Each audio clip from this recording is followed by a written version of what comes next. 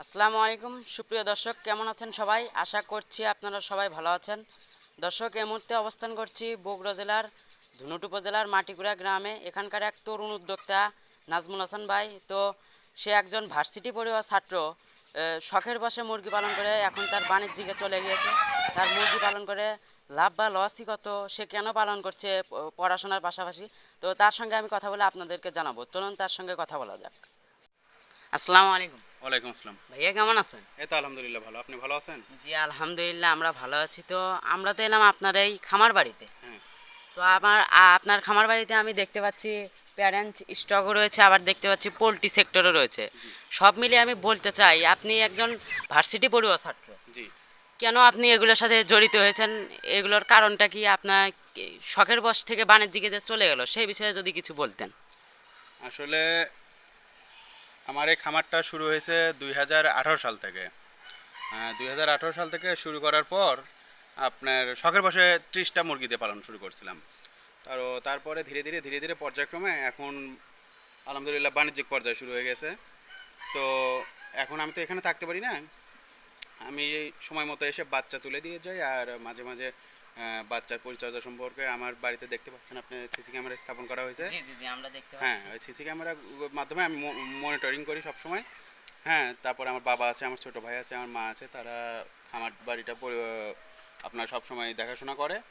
তার পাশাপাশি একটা লোক নেওয়া আছে, সে লোকটাও আপনার সব সময় খামার বাড়িটা দেখাশোনা করে। তো বাচ্চা নেওয়ার সময় আমি সব আসি ঢাকা থেকে, আবার যখন বিক্রির সময় হয় তখন আসি।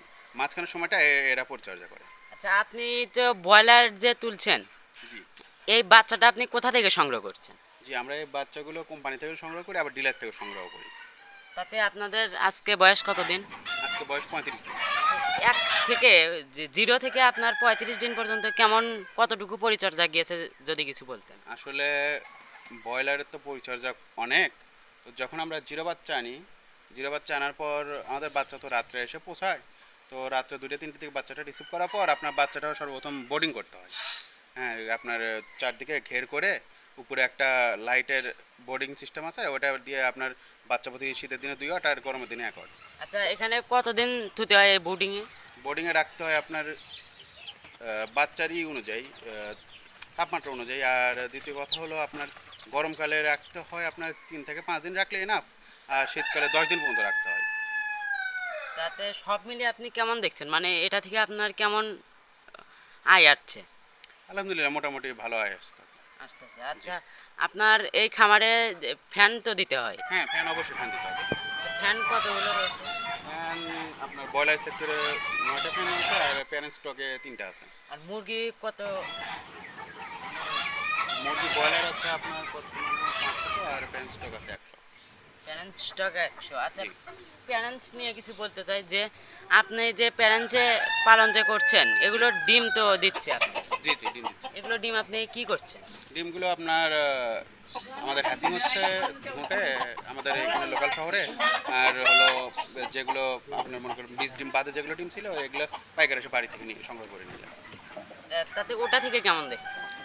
আলহামদুলিল্লাহ মোটামুটি ভালো বেনিফিট আছে। জি, তাহলে আপনার এই যে বাচ্চাটা কতদিন পর পর বের হচ্ছে? বাচ্চাটা আপনার বাচ্চাটা বের হয়তো 21 দিন পর পর। আমার এখন এটা রানিং হয়ে গেছে, আপনার প্রত্যেক সপ্তাহে একবার করে বের হচ্ছে।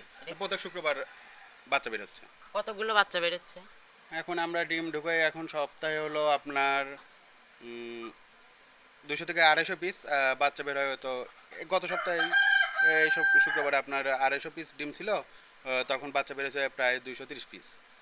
তাহলে তো অনেক এটা থেকে লাভবান হতে পারছেন আপনি। জি ইনশাল্লাহ। আচ্ছা, বাচ্চা এই সপ্তাহে আপনি কত টাকা বিক্রি করেছেন? এই সপ্তাহে বাজারটা একটু কম ছিল বৃষ্টির কারণে। বাজারটা এই সপ্তাহে ছিল 26 টাকা 50 পয়সা করে।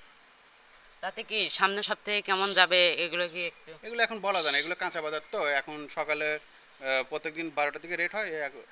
রেট হওয়ার পর বলা যাবে যে বাচ্চার আচ্ছা, দাম কেমন এই হবে। প্যারেন্টস মুরগিগুলো কতদিন ডিম দেয়?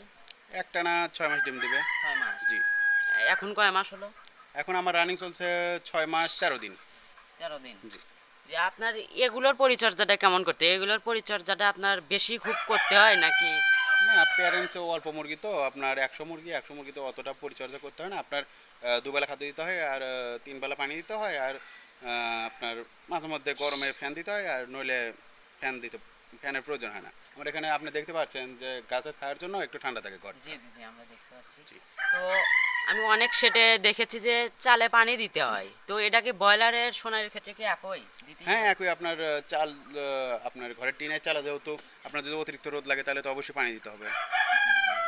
আচ্ছা, আপনি এই ভার্সিটির পাশাপাশি যে এগুলো করছেন, আপনার এগুলো থেকে তো তাহলে মাসিক কত টাকা ইনকাম হচ্ছে?